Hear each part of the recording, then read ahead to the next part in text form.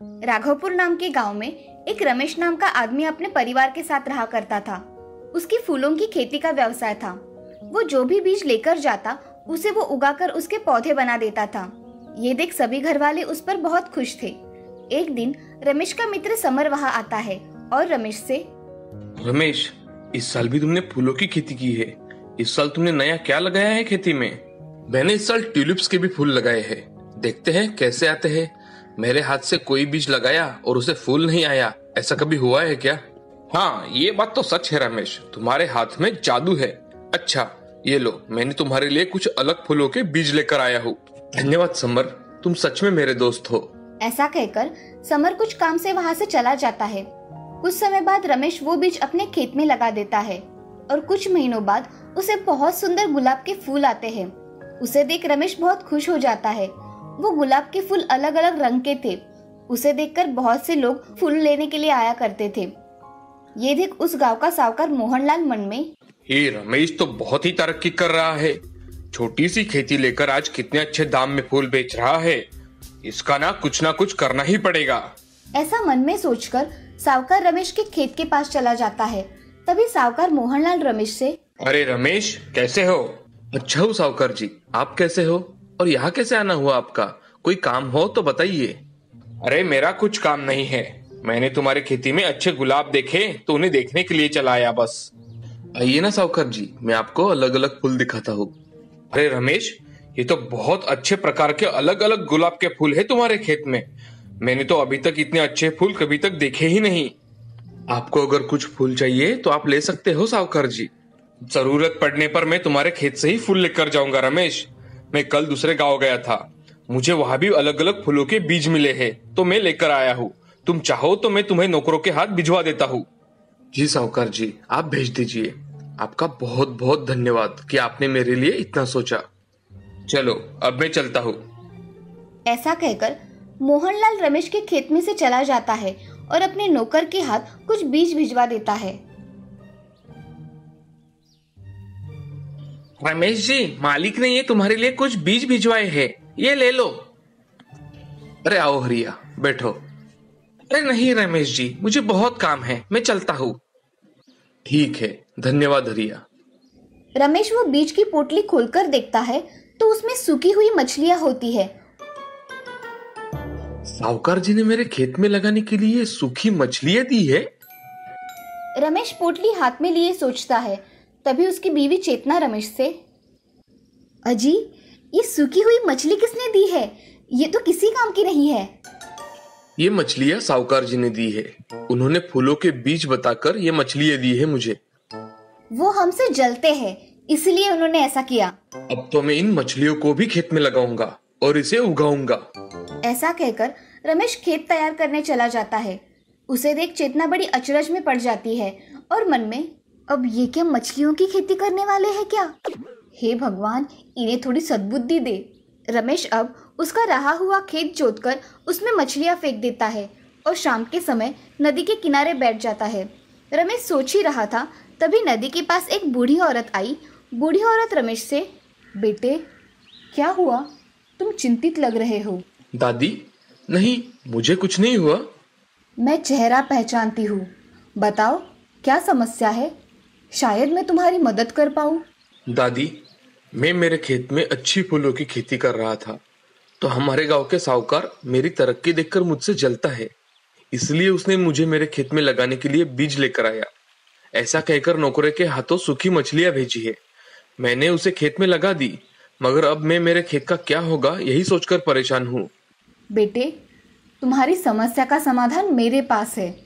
मैं तुम्हें ये विभूति देती हूँ, तुम ये तुम्हारे खेत में डाल दो, फिर देखो क्या चमत्कार होता है। मैं कुछ समझा नहीं दादी। तुम ये विभूति लेकर जाओ और मछली लगाए हुए खेत में डालकर आओ। कुछ महीनों बाद चमत्कार देखो। वहाँ अगर पौधे उगे तो उनकी अच्छे से देखभाल करना। ऐसा कहकर बूढ़ी औरत ने रमेश के हाथों में विभूति रख दी और वहाँ से चली गई। उस विभूति को देख रमेश सोचते हुए, क्या ये विभूति सच में काम करेगी? चलो, दादी ने दी है तो डालकर देखता हूँ।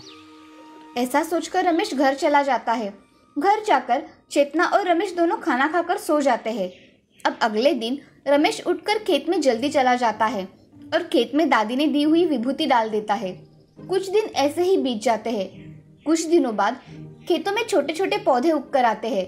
वो देख रमेश बहुत खुश हो जाता है और अपनी पत्नी चेतना से, अरे ये देखो, मैंने दादी की बात मानकर इस खेत में विभूति डाल दी थी और आज देखो उस खेत में छोटे छोटे पौधे उग कर आए हैं। हाँ, आप सच कह रहे हैं, उस बूढ़ी दादी ने हमारी बहुत मदद की है। ऐसा कहकर रमेश अपने खेती का अच्छी तरह से ध्यान रखा करता था। 3 महीने हो जाने के बाद रमेश एक पौधा उखाड़ के देखता है। तभी उसके नीचे कुछ मछलियां लगी हुई दिखाई देती है। रमेश उन मछलियों को तोड़ने लगता है। तभी उसे महसूस होता है कि वो कोई साधारण मछली नहीं है, उसका रंग सोने जैसा है। वो उसे तोड़कर एक टोकरी में डालता है। तभी वो मछलियां चमकने लगती है। तभी रमेश का दोस्त राघव वहां आ जाता है। राघव रमेश से, रमेश तुमने तो चमत्कार ही कर दिया, खेत में मछली की खेती करके दिखाई। ऊपर से ये मछलियां मुझे सोने की लग रही है, सोनार के पास जाकर देखना पड़ेगा। राघव तुम सच कह रहे हो, मुझे भी ये सोने की मछलियां लग रही है। चलो हम इसे सोनार के यहाँ लेकर जाते हैं। ऐसा कहकर रमेश और राघव सोनार की दुकान में चले जाते हैं। तभी सोनार देखता है तो वो सच में सोने की मछली होती है। उन 4 मछलियों को बेचकर रमेश के पास बहुत पैसा आ जाता है। रमेश वो पैसे लेकर घर चला जाता है और चेतना से, चेतना ये पैसे लो, इन्हें संभाल के रखो। इतने पैसे कहाँ से आए आपके पास? हमारे खेत में पौधों को सोने की मछलियां लगी है, एक पौधे की निकाली तो इतने पैसे आए। अब मैं जल्दी जाकर सब पौधों की मछलियां तोड़कर घर लेकर आता हूँ। हाँ, जल्दी जाइए। हाँ। ऐसा कहकर रमेश खेत में चला जाता है और खेत में जाकर सारे खेत की मछलियां निकाल लेता है और एक ट्रक में भर के अपने घर लेकर आता है। घर लाते ही रमेश अच्छा घर बनवाता है और जरूरत की कुछ चीजें खरीद लेता है। अब रमेश गांव में जरूरतमंदों की मदद कर दिया करता था। ये बात तो जैसे पूरे गांव में फैल गई और साहूकार मोहनलाल मन ही मन बहुत दुखी हुआ। वो मन में, मैंने उसका बुरा करने के हेतु ऐसा किया था, मगर उसका नसीब इतना अच्छा है कि सोने की मछलियां खेत आ गई। ऐसा सोचकर वो बहुत दुखी होता है।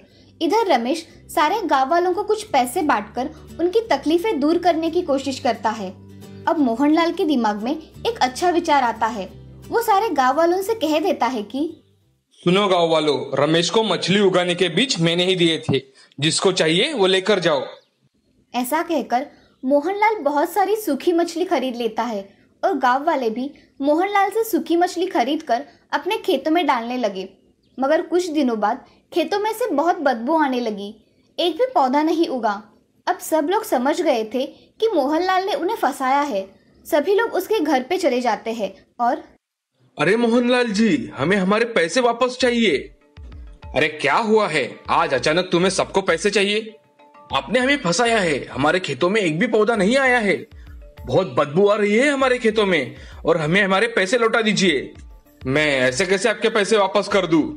फिर हम सब आपको पुलिस स्टेशन लेकर चलते हैं। मोहनलाल पुलिस का नाम सुनकर डर जाता है और, ये लीजिए आपके पैसे। सब लोग मोहनलाल से पैसे लेकर अपने घर चले जाते हैं। मोहनलाल को अब अपनी गलती का अच्छा सबक मिला था। वो फिर से कभी भी लोगों को फंसाया नहीं करता था और रमेश भी गांव वालों की मदद करता था। इस कहानी से हमें ये सीख मिलती है कि जिंदगी में कितनी भी कठिन परिस्थिति आए, उसका डटकर सामना करना चाहिए और हमेशा दूसरों की मदद करनी चाहिए।